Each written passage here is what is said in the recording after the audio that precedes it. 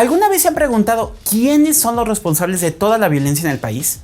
¿A quién le echamos la culpa de que al día asesinen en México a 100 personas? Porque a ver, ustedes y yo sabemos que hay personas que las asesinan en fallidos intentos de robo, o porque pusieron resistencia, o porque hay una pelea y se agarraron a balazos.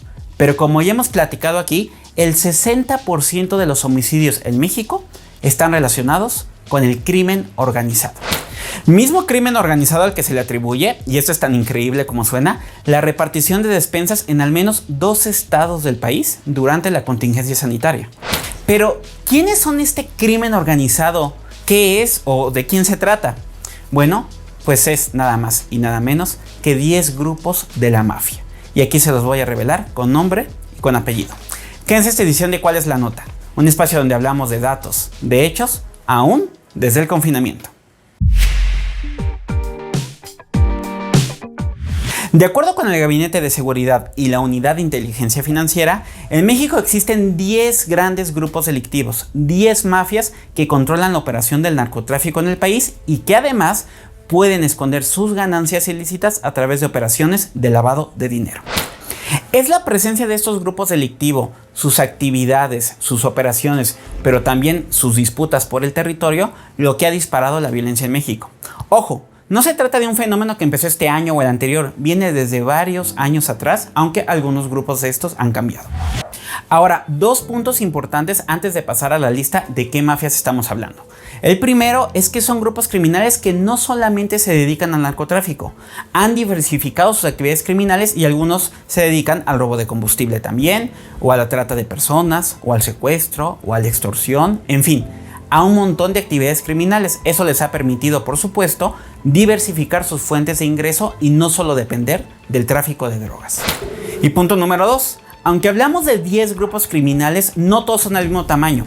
De hecho, el gobierno considera que solamente 2 de ellos son supranacionales, como les dicen técnicamente, que significa que están en todo el país. Los otros 8 grupos son más pequeños y operan normalmente entre 1 y 3 estados, aunque cuidado, muchas veces los grupos pequeños son más violentos. Y ahora sí, sin más preámbulo, vámonos a la lista de cuáles son estos 10 grupos criminales que dominan el aparato de la mafia en México. El Cártel de Sinaloa, también conocido como Cártel del Pacífico o la Federación. Se trata de uno de los 2 grupos que el gobierno considera que tienen presencia en prácticamente todo México. Y es además el cártel más antiguo de los que actualmente están operando. Su centro de operaciones se encuentra en el estado de Sinaloa. Se trata de una organización criminal que siempre ha estado compuesta por facciones aliadas que se han unido para colaborar y mantener su hegemonía. Actualmente hay 2 grupos muy fuertes en su interior.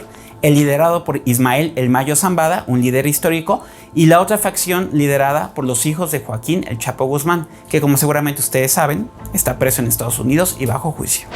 El Cártel Jalisco Nueva Generación es el otro grupo delictivo que el gobierno considera con presencia en todo el país, y su crecimiento ha sido meteórico. Pasó de ser unas pequeñas células que disputaban el territorio con los Zetas en Jalisco o en Veracruz, hasta ser una gran organización delictiva capaz de disputarle el poder al Cártel de Sinaloa. Todo eso en menos de 5 años. Su líder es nada más y nada menos que Nemesio Oseguera, alias El Mencho. Un peligrosísimo delincuente por el que se ofrecen recompensas millonarias no solo en México, sino también en Estados Unidos. Ha habido varias ocasiones en que las fuerzas federales lo han cercado, por lo menos en 3 ocasiones, pero siempre ha logrado escaparse. El Cártel de Santa Rosa de Lima es un grupo que se encuentra principalmente operando en el estado de Guanajuato y es liderado por un sujeto al que apodan El Marro. Se dedica principalmente al tráfico de cocaína, pero también, y muy importante, al robo de combustible.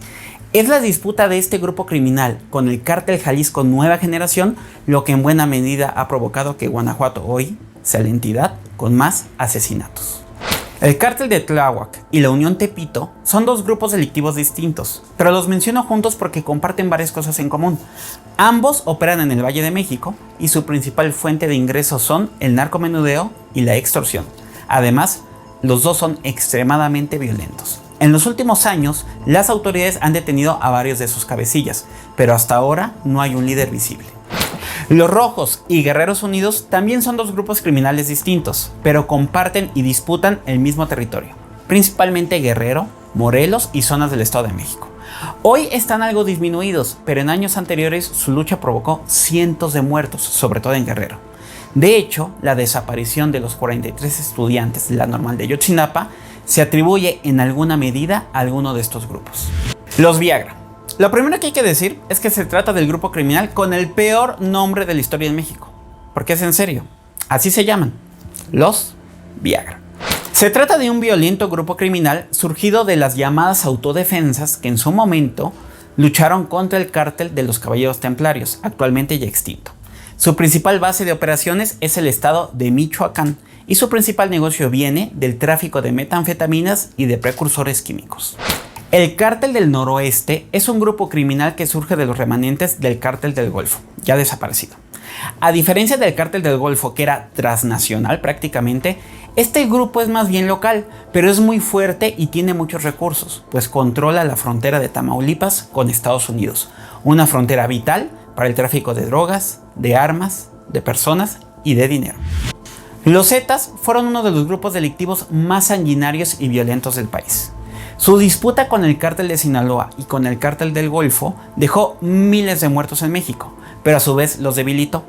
Además, la ofensiva del gobierno en su contra provocó o la muerte de la mayor parte de sus líderes o la detención de todos ellos. Sin embargo, actualmente aún quedan remanentes de los Zetas en Veracruz. Como pueden ver, amigos, se trata de 10 mafias importantes en México, 10 poderosos grupos criminales. El gobierno sabe quiénes son, saben en dónde operan, a qué se dedican, pero derrotarlos no es nada sencillo. Y no lo es porque además están incrustados profundamente en nuestra sociedad y en ocasiones pasan hasta por benefactores. Y es que son estos mismos grupos criminales los que durante la pandemia sanitaria se dedicaron a repartir despensas en al menos 2 estados, imagínense, a repartirle despensas a las personas. Hay videos que dan prueba de ello. Por supuesto, la idea de esto es ganar la lealtad de la gente. La verdad es que es un reto complicado para el gobierno, pero veamos si este logra lo que los anteriores no pudieron: borrar estas mafias del mapa en México. Y con esto llegamos al final de esta edición de ¿Cuál es la nota, amigos? No olviden dejar sus comentarios. Si tienen alguna pregunta, háganmela y se la respondo. Y por supuesto, ver todo el contenido de Ruido en la Red. Cuídense, si el semáforo sigue en rojo en donde ustedes están, no salgan de casa o solo salgan por lo necesario. Hasta la próxima.